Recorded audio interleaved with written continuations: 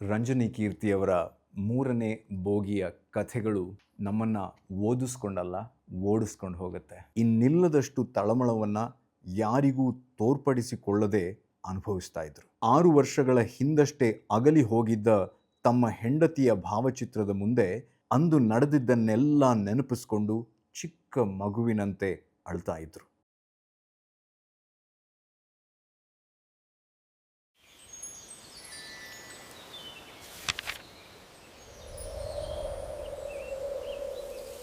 ಎಂದಿನಂತೆ ಕೆಲಸಕ್ಕೆ ಹೋದರೆ ಕನಸಲ್ಲೂ ಎಣಿಸಲಾಗದ ಏನೆಲ್ಲ ನಡೆದು ಹೋಯಿತು.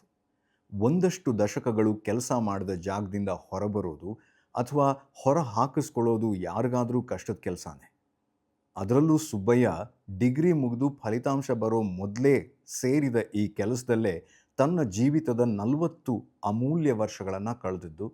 ಅಂಥ ಕೆಲಸದಿಂದ ಅದೊಂದಿನ ಏಕಾಏಕಿ ಹೊರಬರಬೇಕಾದಾಗ ಇನ್ನಿಲ್ಲದಷ್ಟು ತಳಮಳವನ್ನು ಯಾರಿಗೂ ತೋರ್ಪಡಿಸಿಕೊಳ್ಳದೆ ಅನುಭವಿಸ್ತಾ ಇದ್ರು. 6 ವರ್ಷಗಳ ಹಿಂದಷ್ಟೇ ಅಗಲಿ ಹೋಗಿದ್ದ ತಮ್ಮ ಹೆಂಡತಿಯ ಭಾವಚಿತ್ರದ ಮುಂದೆ ಗಂಟೆಗಟ್ಟಲೆ ನಿಂತು ತಮ್ಮ ಕೆಲಸವನ್ನು, ದಶಕಗಳ ಸ್ನೇಹಿತರನ್ನು, ಅಂದು ನಡೆದಿದ್ದನ್ನೆಲ್ಲ ನೆನಪಿಸ್ಕೊಂಡು ಚಿಕ್ಕ ಮಗುವಿನಂತೆ ಅಳ್ತಾ ಇದ್ರು. ಇರುವ ಒಬ್ಬ ಮಗ ನರೇನ್ ಕೂಡ 10 ವರ್ಷಗಳಿಂದ ಅಮೇರಿಕದಲ್ಲೇ ವಾಸ. ಹಾಗಾಗಿ ಆವತ್ತು ಸುಬ್ಬಯ್ಯ ಎಷ್ಟು ಅತ್ತರೂ ಅದು ಅವ್ರಿಗೆ ಮಾತ್ರ ಕೇಳ್ತಿತ್ತು. ರಂಜನಿ ಕೀರ್ತಿಯವರ ಮೂರನೇ ಬೋಗಿಯ ಕಥೆಗಳು ನಮ್ಮನ್ನು ಓದಿಸ್ಕೊಂಡಲ್ಲ ಓಡಿಸ್ಕೊಂಡು ಹೋಗುತ್ತೆ. ಯಾಕಂದರೆ ಅವರ ಕಥೆಗಳ ಬೋಗಿಯಲ್ಲಿ ನಾವು ಕೂತಿರ್ತೀವಲ್ಲ.